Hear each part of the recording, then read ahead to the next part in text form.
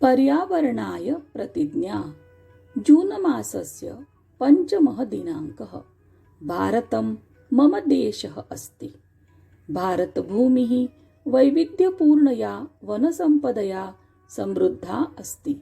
हिमालयः, वनानि, पर्वताः, नद्यः, तडागाः, सरोवराः, बान्धानि इत्यादयः आधुनिकभारतस्य तीर्थस्थानानि सन्ति।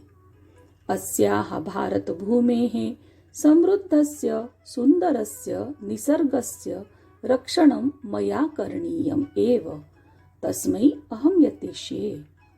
अहम् एकमपि वृक्षं छित्त्वा तस्य उपयोगं न करिष्ये, अपि तु मम जन्मदिने नूतनं सस्यं रोपयामि।